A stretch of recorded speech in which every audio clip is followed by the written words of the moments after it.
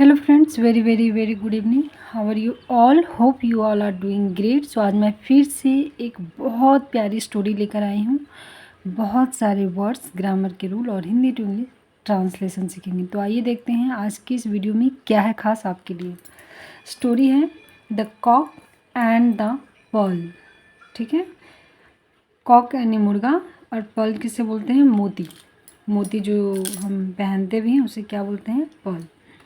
The cock and the pearl की story आइए देखते हैं। थोड़ी सी प्रोनाउंसिएशन देख लेना मेरा सही है कि नहीं। आई थिंक मैं तो सही बोल रही हूँ, लेकिन फिर भी एक बार हम भी चेक करेंगे।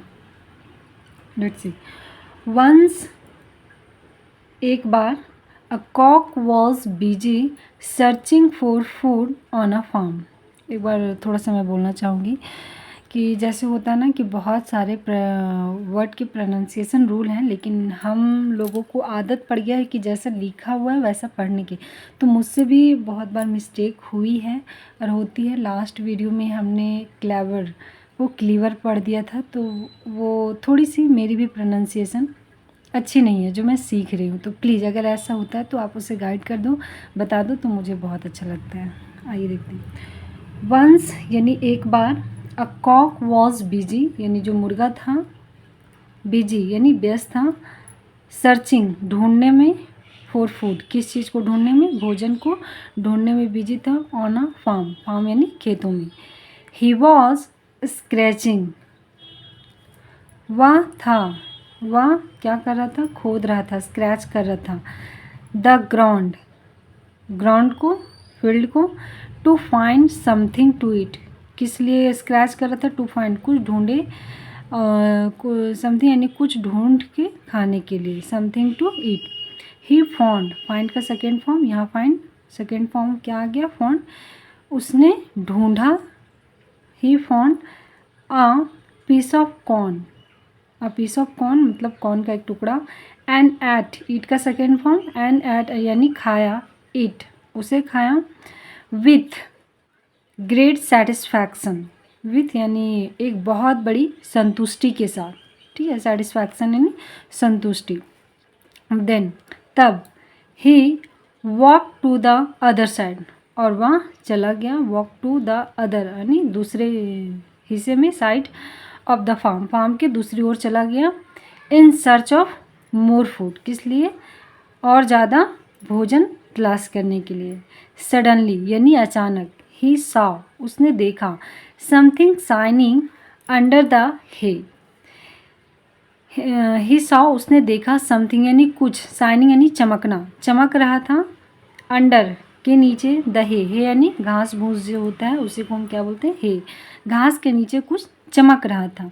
स्क्रैच स्क्रैच स्क्रैच, स्क्रैच यानी खरोचना, खोदना, है ना? खोदा खोदा खोदा खोदा जैसे बोल सकते हैं, है ना? स्क्रैच क्या? अ मोमेंट लेटर यानी कुछ क्षण बाद। A dug out a shining pearl from the straw, he dug out, he dug out यानी यह वह खोद निकाला। शाइनिंग यानी चमकता हुआ पर्ल, चमकता हुआ मोती। From the straw, straw means होता है झाड़ियों का जो टुकड़ा होता है ना, दो खरपतवार जिसे हम बोलते हैं। फ्रॉम द स्ट्रॉ, वह पर्ल वाला। लुकिंग एट द पर्ल यानी उस मोती को देखते हुए। He exclaimed, he exclaimed means होता है उन्होंने कहा। ठीक है, इसका कोई स्पेसिफिक मीनिंग यहाँ नहीं आ रहा है। उन्होंने एक्सक्लेम्ड मतलब उसने सोचा, उसने कहा। What kind of strange object is this, what kind of strange object is this मतलब यह किस तरह का अजीब सा वस्तु है। ठीक है, वह किस तरह का अजीब सा वस्तु है। ही पिक्ड एंड पिक्ड, उसने चोंच मारा। ठीक है, बार बार उस पर चोंच मारा। बट लेकिन, कुड नॉट ब्रेक इट, लेकिन वह नहीं तोड़ सका। उसने बार बार अपने चोंच से मारा लेकिन वह उसे नहीं तोड़ सका। उसके बाद देखिए, स्टेरिंग एट द पर्ल मतलब वो मोती को घूरते हुए, मोती को देखते हुए। ही थॉट, उसने सोचा। क्या सोचना? I don't know what this is, कि मुझे नहीं पता या मैं नहीं जानता। वॉट दिस इज, कि यह क्या है। You must be very precious to the person who has lost you, मतलब you must be very precious, तुम जरूर बहुत मूल्यवान वस्तु हो, टू द पर्सन, उस व्यक्ति के लिए, हु हैज़ लॉस्ट, जिसने तुम्हें खो दिया है, यू, बट, लेकिन, टू मी, मेरे लिए, यू होल्ड नो वैल्यू, कि तुम मेरे लिए कोई वैल्यू नहीं रखते हो, कोई तुम्हारा मूल्य नहीं है मेरे लिए। ठीक है, ये बात कॉक बोल रहा है। बेटा shut the door. I prefer a single grain of corn over all the other things in the world, मतलब कि मुझे चाहिए, क्या चाहिए, अ सिंगल ग्रेन, है ना, अनाज का दाना, of corn, over all the other thing, कि जितनी भी चीज़ें हैं उनमें से सिर्फ मुझे क्या चाहिए, अनाज का दाना, मक्के का दाना हो गया, इन द वर्ल्ड, इस पूरी दुनिया में मुझे सिर्फ अनाज का दाना चाहिए।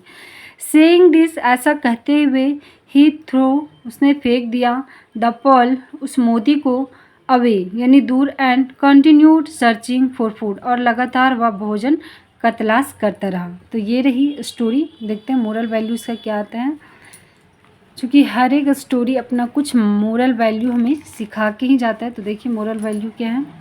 One men's junk is another man's treasure, treasure means होता है खजाना। एक आदमी के लिए जंक है, वो कूड़ा कचरा के समान है, वहीं दूसरे व्यक्ति के लिए वो खजाना के समान है। वही चीज़ है कि अगर हम किसी जानवर को सोना दे तो उसके लिए वो क्या वैल्यू रखता है, कुछ भी नहीं। ठीक है, तो ज़रूरी नहीं कि हर मूल्यवान वस्तु हर किसी के लिए वो मूल्यवान हो, नहीं, कुछ चीज़ें कुछ ही लोगों के लिए होता है। कहने का मतलब है कि अब एनिमल्स को या फिर इस मुर्गा को इसकी कोई वैल्यू नहीं है, लेकिन वहीं दूसरी ओर अगर कोई इंसान को मिल जाए तो वो इसके लिए क्या बोल सकते हैं, किसी खजाना से कम नहीं है। तो ये रही आज की story. Thank you so much guys.